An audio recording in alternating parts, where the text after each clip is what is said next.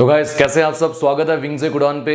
Guys मैं जानता हूँ 3-4 दिन से जो फिजिक्स के रिगार्डिंग वीडियोस जो है वो अपलोड नहीं हो पा रही थी, कंप्यूटर्स की भी, और जेके बैंक के रिगार्डिंग भी मैंने कुछ वीडियोस शुरू की थी। तो हल्का सा ब्रेक आया और काफ़ी सारे स्टूडेंट्स जो है डिफरेंट प्लेटफॉर्म्स पे पूछे जा रहे थे बार बार कि सर ये वीडियोज़ आप कब वापस से कंटिन्यू करोगे। देखो मैं भी ये जानता हूँ, मेरा भी तो मन करता है कि रोज़ वीडियोस जो है वो अपलोड करूँ डिफरेंट सब्जेक्ट्स के रिगार्डिंग। अब रीज़न जो ना होने का वो यही है कि यार बैक एंड पे कुछ बहुत सारी चीज़ें हो रही है जो आपको नहीं पता चल रहा होगा। कैमरे के फ्रंट पे जो हो रहा है वो आपको दिख रहा है। बैक एंड पे हम आप ही के लिए वर्क कर रहे हैं, पीडीएफ्स के लिए हम काफ़ी दिनों से वर्क कर रहे थे। आप जानते हैं मोस्ट ऑफ स्टूडेंट्स तक जिन्होंने भी रजिस्टर किए उसके लिए उन तक वो जो पीडीएफ्स है वो पहुँच भी चुकी हैं, और जो रह चुके हैं तो वो अभी भी रजिस्टर कर सकते हैं। उसके ऊपर डिटेल डिस्कशन जो है वो हमारे किरण जी सर जो है वो लेकर आएंगे। प्लस आने वाले दिनों पे कुछ बहुत इंपॉर्टेंट फीचर्स या इंपॉर्टेंट जो अपडेट्स हो गए रिगार्डिंग विंग्स विंग उड़ान वो आपको मिलने वाले, उसी पे सारा हमारा वर्क चल रहा था। तो कल मैं पर्सनली भी कहीं पर इसी के रिगार्डिंगली गया हुआ था, तो हम उस चीज़ पे वर्क कर रहे थे जहाँ पे ये टाइम लगा। तो आई होप आप इस सबसे कोप अप कर पाए होंगे। और बहुत सारे मोटिवेटिंग कमेंट्स जो थे बच्चों ने किए, ये जानते हुए कि वीडियोस जो है ब्रेक आया है कुछ, तब भी मोटिवेशन जो है उन्होंने पूरी प्रोवाइड की। तो आज मैं आपके लेकर आया हूँ फिजिक्स के रिगार्डिंग एनर्जी चैप्टर। हमने फिजिक्स में 2 चैप्टर्स जो हैं वो पहले कंप्लीट किए हुए हैं। एक ऐसा यूनिट्स का किया हुआ है, देन मोशन किया हुआ है, और ये जो एनर्जी चैप्टर है ये आज की इकलौती वीडियो ही जो मैं आपको आप तक पहुंचाऊंगा इसमें ये कंप्लीट हो जाएगा। बिकॉज ये एनर्जी चैप्टर बहुत सिंपल वे में और बहुत इसका जो इसमें कॉन्सेप्ट्स है वो कम ही है, कुछ बहुत ज़्यादा मोशन के रिगार्डिंगली कॉन्सेप्ट्स नहीं है। वो सभी कॉन्सेप्ट्स जो है मैंने आपके सामने बोर्ड पे लिखे हैं, आप इसका स्क्रीनशॉट लीजिए फिर शुरू करते हैं।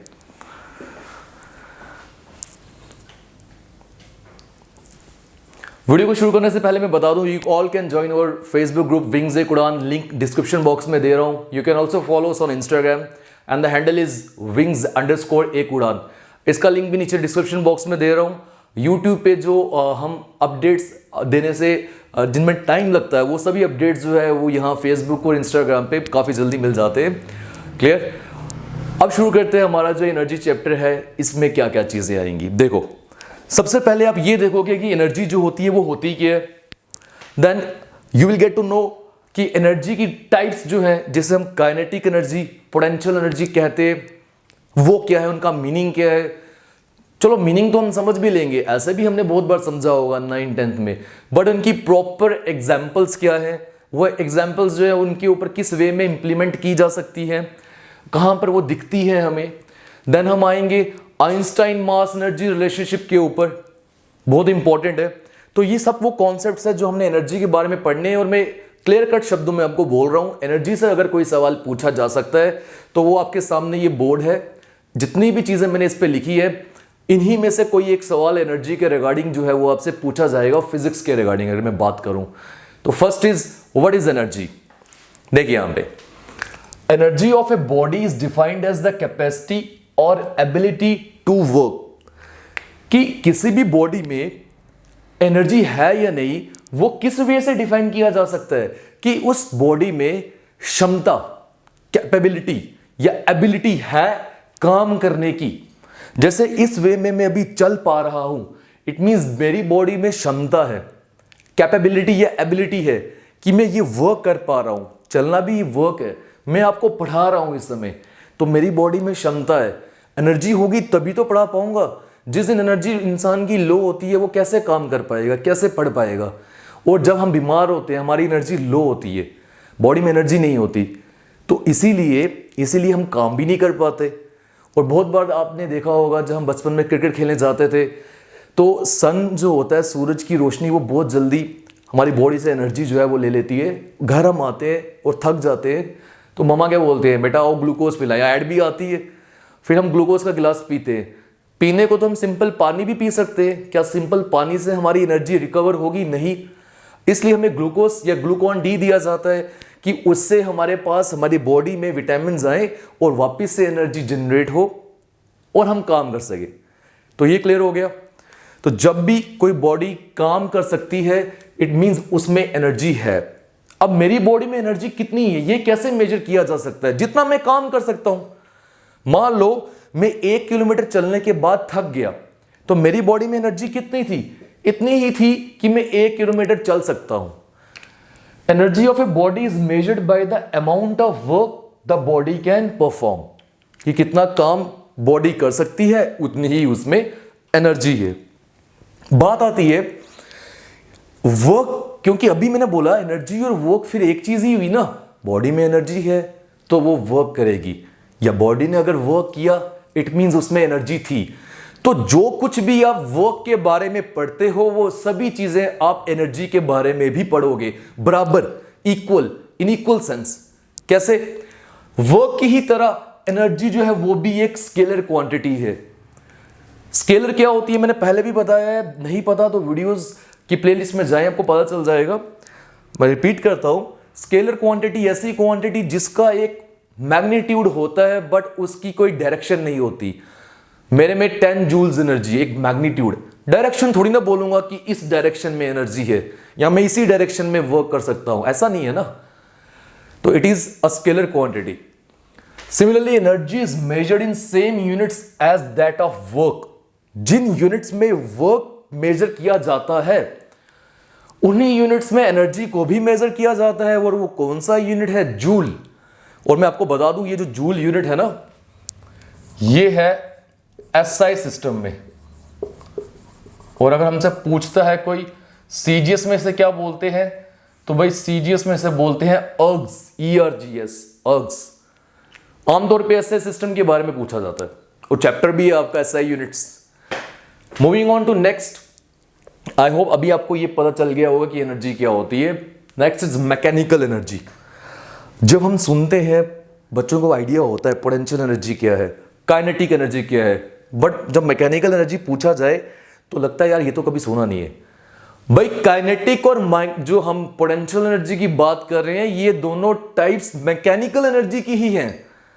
वो वाली एनर्जी जो मैकेनिकल मींस की वजह से पैदा होती है उसको हम मैकेनिकल एनर्जी बोलते हैं। मैकेनिकल मींस मतलब कुछ काम करने से, मतलब ऐसे अगर हम बैठे हुए हैं तो कोई एनर्जी नहीं आ सकती। अगर हम हिल डुल रहे हैं, मैकेनिकल वर्क कर रहे हैं, तो मैकेनिकल मींस जरियों के जरिए जो एनर्जी प्रोड्यूस हो रही है that is mechanical energy. And the two types are kinetic energy and potential energy. यही वो दो टाइप्स है। तो अब हमसे अगर कोई पूछे कि मैकेनिकल एनर्जी की दो टाइप्स कौन सी है, वो काइनेटिक है एंड पोटेंशियल है। बात आती है काइनेटिक एनर्जी क्या है फिर सर? हम तो ये बचपन से पढ़ते भी आए हैं और बहुत बार हमने देखा कि ये जो काइनेटिक एनर्जी है ये एक ऐसी एनर्जी है जो बॉडी के मोशन की वजह से प्रोड्यूस होती है, या वो सभी एनर्जी जो कि बॉडी के मोशन की वजह से है, that is kinetic energy. The energy possessed by body by virtue of it's motion, उसके चलने की वजह से, उसी को हम काइनेटिक एनर्जी बोलेंगे। जैसे एक बुलेट है मेरे पास, मैंने इसको फायर किया, बुलेट मूव कर रहा है। अब आगे जो टारगेट आएगा बुलेट इसको पीट्स कर जाएगा। पीट्स मींस कि इसको पेनिट्रेट कर जाएगा। इतनी एनर्जी है ना बुलेट में, कहां से आई? मोशन से। तो जब भी मोशन से कोई एनर्जी आती है तो हम क्या बोलेंगे? That will be kinetic energy. Examples अभी हमने आगे दिए हैं वो देखते हैं। फॉर्मूला देखो, काइनेटिक एनर्जी का फॉर्मूला इज हाफ mv²। ये पूछा जा सकता है। यहां m क्या है? Mass of the body. v क्या है? वेलोसिटी ऑफ द बॉडी, क्योंकि बॉडी मूव कर रही होगी किसी वेलोसिटी से। Half is a constant. तो ये फॉर्मूला यूज करके हम किसी भी बॉडी की काइनेटिक एनर्जी निकाल सकते हैं। एग्जाम्पल्स क्या आ गई? A moving hammer drives A nail. हथौड़ा, हैमर मीन्स हथौड़ा। एक हथौड़ा जो है वो एक नेल को, मान लो ये एक नेल है एग्जाम्पल के तौर पे, बहुत बड़ा है मगर, इस नेल को मैं ये मूविंग कर रहा हूं, हैमर को, हैमर ऊपर से मूव करते आ रहे, हिट करूंगा तो होगा क्या? उल्टा ले लेते हैं इसे, होगा क्या? ये नेल जो है ये अंदर घुस जाएगा, पेनिट्रेट करेगा। कैसे हुआ? क्योंकि जब हैमर हथौड़े को मैं मूव कर रहा था इसमें एनर्जी आई, वो एनर्जी इसने हैमर के जरिए नेल कील के ऊपर ट्रांसफर करी, कील अंदर पेनिट्रेट कर गया क्योंकि वो उस एनर्जी को झेल नहीं पाया। Being in motion it has kinetic energy to do work. Motion में होने की वजह से उसमें काइनेटिक एनर्जी है काम करने की। दूसरा, a bullet fired from a gun can pierce a target due to motion. ये भी मैं बता चुका हूं। एक गन से जब बुलेट को फायर किया जाता है तो वो अपने टारगेट को पियर्स कर लेती। क्यों? क्योंकि बुलेट मोशन में था, उसमें काइनेटिक एनर्जी थी, इसलिए। अगर मैं कभी काइनेटिक की जगह पोटेंशियल बोल दिया, ध्यान रखना इसका। Next, kinetic energy of fast stream of water is used to run water mills. आपने देखा होगा, अगर तेजी से पानी को मूव करवाया जाए तो वाटर मिल्स लगाई होती है, उससे वो मिल चलती है। वहां पर भी पानी की काइनेटिक एनर्जी का यूज किया जाता है। क्लियर है पॉइंट? तो ये सब थी काइनेटिक एनर्जी। एक बार रिवाइज करते हैं। वो एनर्जी जो बॉडी के मोशन की वजह से हो, वो काइनेटिक एनर्जी है। वो कितनी होती है? Half mv²। m is mass, v is velocity. Examples कौन सी? हैमर वाली ली मूव कर रहा है, बुलेट वाली ली मूव कर रहा है, फास्ट स्ट्रीम ऑफ वाटर या जेट ऑफ वाटर वाली ली बिकॉज वो मूव कर रहा है। बात आती है what is potential energy. Move करते हैं हम अगले टॉपिक पे कि भाई पोटेंशियल एनर्जी जो है वो क्या है। हम बचपन से ये पढ़ते आ रहे हैं, the energy possessed by a body by virtue of its position. The energy stored in a body or a system by virtue of its position. उस वजह से, अब पोजिशन कहां पे? एक फील्ड में, फोर्स ऑफ फील्ड में या फील्ड ऑफ फोर्स में। मतलब ग्रेविटेशनल फील्ड है, अगर मैं बकेट ऑफ वाटर को ऊपर लेके आऊं तो ग्रेविटेशनल फील्ड उसे अपनी ओर खींच रहा है। मैं जबरदस्ती ऊपर लेके आ रहा हूं, जितना ऊपर लेकर जाऊंगा उतनी पोटेंशियल एनर्जी स्टोर होगी उसमें। जैसे ही छोड़ा, एनर्जी से गिरेगा, शायद बकेट टूट जाए। तो ये कौन सी एनर्जी होगी? Potential energy. यहां तक पढ़ाया जाता है। अब इसमें ऐड करो। ऐड क्या? सिर्फ पोजीशन की वजह से ही नहीं, बल्कि बॉडी की कॉन्फ़िगरेशन की वजह से भी जो एनर्जी होती है, that is also potential energy. Example, configuration क्या हो गया? Configuration basically the dimensions of the body, body की शेप एंड साइज। स्प्रिंग होता है, स्प्रिंग को अगर मैं खींचूं, जितना मैं खींचूंगा, इसको बोलते हैं डिफॉर्मिंग फोर्स। डिफॉर्म कर रहा हूं। आपको पता है, मैं छोड़ूंगा तो पीछे जल्दी से वापस आएगा, ये होगा। इट मींस जितना मैं इसे डिफॉर्म कर रहा हूं, उतनी एक एनर्जी इसमें स्टोर हो रही है। कौन सी है? दैट इज रीस्टोरिंग फोर्स और रीस्टोरिंग एनर्जी। वो वापस लाएगा उसे अपनी जगह पे। तो यहां पर भी जो रीस्टोरिंग है ना, जो वापस ला रहा है, क्या हो गया? That is also potential energy. उसकी शेप ऐसी है, कॉन्फ़िगरेशन ऐसा है कि उसकी शेप को अगर बदलोगे तो उसमें पोटेंशियल एनर्जी स्टोर होती है और वो उस एनर्जी से वापस आती है। इट मींस पोटेंशियल एनर्जी जो है वो एक सिर्फ पोजीशन की वजह से ही नहीं, बल्कि कॉन्फ़िगरेशन की वजह से भी होती है। पोजीशन में मैंने बकेट ऑफ वाटर की एग्जांपल दी, कॉन्फ़िगरेशन में मैंने स्प्रिंग की एग्जांपल दी, याद रखिएगा। It is measured by amount of work that a body or a system can do in passing from its present position or configuration to some standard or original configuration. क्या meaning हुआ? कह रहा है इससे अगर मेजर करना है तो ये अमाउंट ऑफ वर्क है जो एक बॉडी या एक सिस्टम करता है अपनी प्रेजेंट सिचुएशन से ओरिजिनल सिचुएशन में आने के लिए। मतलब ये स्प्रिंग को मैंने खींचा हुआ है, ये है इसकी अभी प्रेजेंट सिचुएशन। छोड़ूंगा, स्प्रिंग वापस अपनी स्टैंडर्ड पोजीशन या ओरिजिनल पोजीशन पे आ जाएगा। तो जब छोड़ने के बाद इसने वर्क किया, ये जो वर्क किया, दैट इज पोटेंशियल एनर्जी। जितना वर्क किया, that is potential energy. Bucket of water को मैं ऊपर लेके आया, छोड़ने के बाद जितना वो वर्क कर रहा है नीचे आने में, that is potential energy. The work is due to potential energy. Clear? Obviously potential energy due to height की अगर मैं बात करूं, वहां हाइट रोल प्ले करता है। And the formula is mgh, where m is the mass of the body, g is acceleration due to gravity, and h is height above some reference. जमीन से ऊपर, जमीन is reference, earth is reference. उससे जितना ऊपर लेके आओगे उतनी पोटेंशियल एनर्जी होगी। I hope you all are getting my point. Examples पे आते हैं, शायद हमें और क्लैरिटी मिल जाए। देखो एग्जाम्पल्स के ऊपर एक तो एग्जाम्पल आ गई ड्यू टू पोजिशन वाली, जो बकेट ऑफ वाटर की एग्जाम्पल दी। देखिए, a body lying on the roof of A building. Roof हो गया छत, अगर छत पे कोई बॉडी लय कर रही है, उसके पास पोटेंशियल एनर्जी होगी जब उसे एलो किया जाए कि वो नीचे गिरे, वो वर्क करेगी, तभी तो ऊपर से नीचे आ रही है। मान लो मैंने दूसरे माले पे, माले मीन स्टोरी, सेकंड स्टोरी पे कोई बॉडी रखी और एक रखी मैंने टेरिस पे 10th स्टोरी पे, तो किसमें ज्यादा पोटेंशियल एनर्जी होगी? ऑब्वियसली 10th वाले पे, क्योंकि वो बहुत हाइट पे है। Potential energy directly depends upon H height. Clear? The potential energy of water stored at great heights in dams is used to run turbines to generate hydroelectricity. What is this? Dams में, dams तो सुने हमने बचपन से, वहां पर हम क्या करते हैं? इलेक्ट्रिसिटी प्रोड्यूस करते हैं। और किया क्या जाता है? हाइट से पानी को स्टोर किया होता है और थ्रो करते हैं, हाइट से फेंकते हैं पानी। और जब हाइट से पानी गिरेगा तो क्या होगा? हमें पता है हाइट पे कोई चीज होती है तो उसमें पोटेंशियल एनर्जी होती है, एनर्जी से गिरेगा। नीचे हमने टरबाइन्स लगाए होते हैं, वो घूमते हैं। आगे रॉड्स होती हैं, वो घूमती है। आगे जनरेटर्स लगे होते हैं, बिजली पैदा होती है। तभी तो बोलते हैं बांध, बांध, डैम। डैम से ही तो एनर्जी या इलेक्ट्रिसिटी मिलती है। रियासी में एक डैम है, बाखरा डैम, आई थिंक, नाम नहीं मुझे याद, बाखरा या कोई भी है, रियासी में है। तो ऐसे अलग अलग जगह में डैम्स होते हैं जहां हाइड्रो इलेक्ट्रिसिटी प्रोड्यूस होती है। जब भी किसी वर्ड के साथ हाइड्रो का यूज हुआ, hydro means water, hydro electricity means water के जरिए बिजली पैदा हुई है। ये तो एग्जांपल्स होगी पोजीशन की। बात आती है कॉन्फ़िगरेशन की, कि कॉन्फ़िगरेशन की वजह से कौन सी एग्जांपल्स हैं? देखो, बो, बो मींस तीर कमान। मैंने तीर लिया, मैं जितना उसे पीछे लूं, जितना पीछे करूं, क्योंकि तीर की कॉन्फ़िगरेशन ऐसी है, शेप ऐसी है, जितना पीछे लेके जाओगे उतनी एनर्जी स्टोर होगी।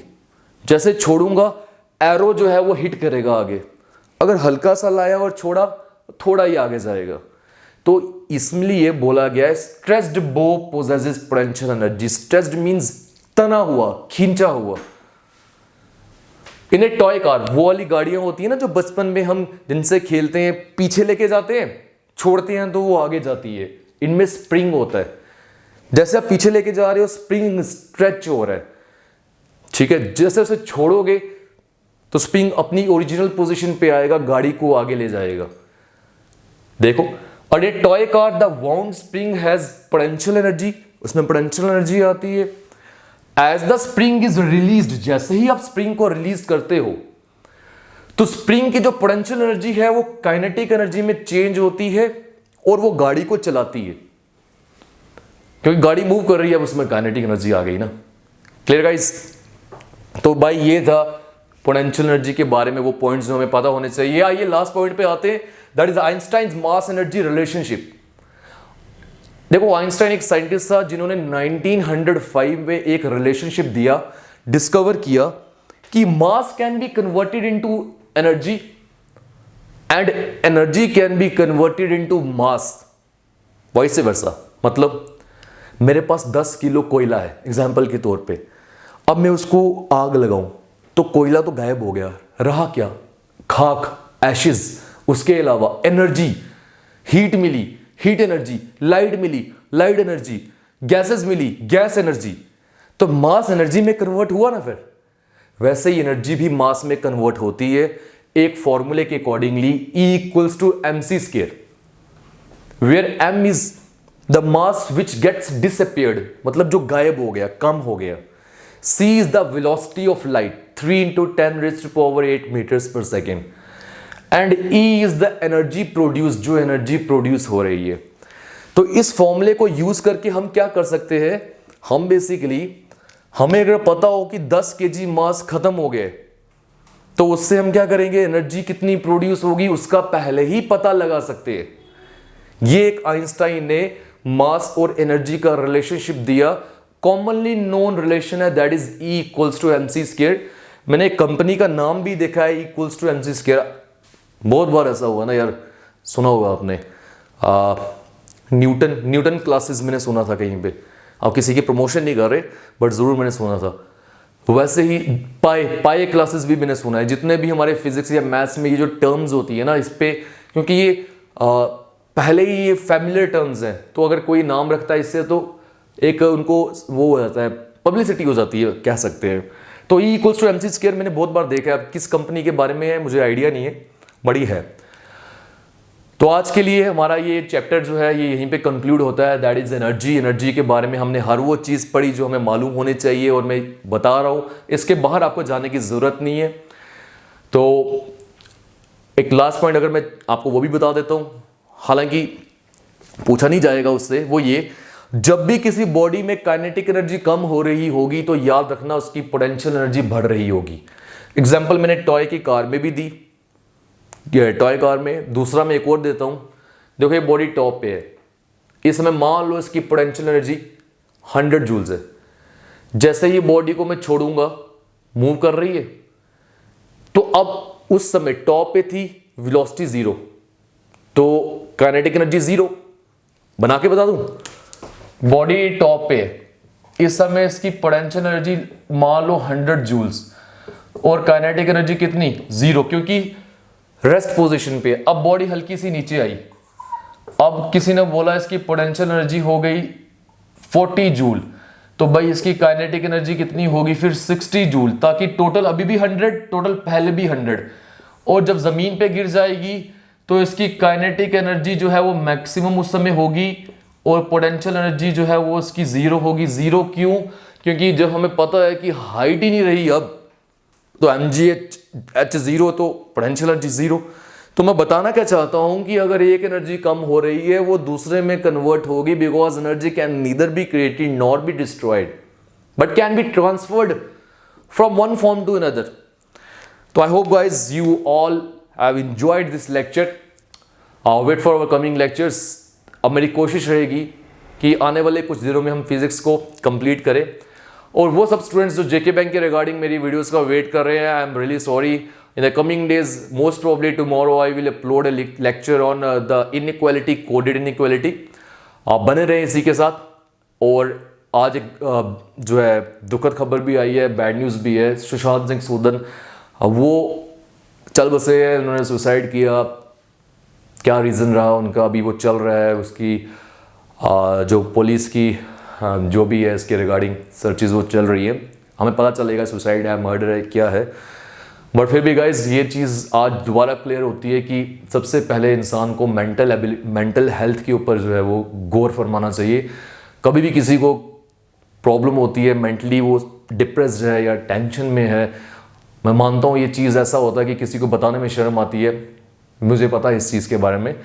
बट अपने फ्रेंड्स के साथ ज़रूर वो शेयर किया करो। आपके फ्रेंड्स ही ऐसे होंगे या घर वाले जो आपको इस चीज़ से बाहर निकाल सकते हैं, उनके अलावा किसी को कोई फ़र्क नहीं पड़ता कि हम किस सिचुएशन में हैं। तो ज़रूर अपने फ्रेंड्स के साथ शेयर करो, वो आपको डॉक्टर के पास लेके जा सकते हैं, और जो इसका सॉल्यूशन होगा वो आपको बता सकते हैं। तो मेंटल हेल्थ के ऊपर ज़रूर गौर फरमाओ। फिजिकल हेल्थ के ऊपर तो है ही है, मेंटली स्ट्रॉन्ग होना या मेंटली क्लियर रहना बहुत ज़रूरी है। तो हम सबको, सुशांत सिंह सूदन जिनका भी आज ही डेथ हुआ है, हम उसका बहुत अफसोस है।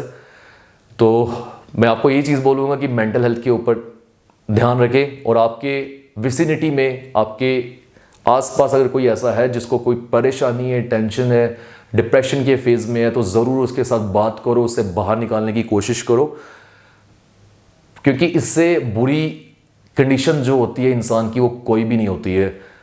इंसान को लग जाती है जब हाथ पे इसको पेन होती है ना, वो सहन कर सकता है इंसान, बट जब उसे दिमाग में लगती है, माइंड में डिप्रेशन होता है ना, वो नहीं वो सहन कर सकता। तो ज़रूर आप उन सब लोगों की मदद करो। आज के लिए वीडियो जो है यहीं पे कंप्लीट बंद करते हैं, मिलते हैं नए लेक्चर में।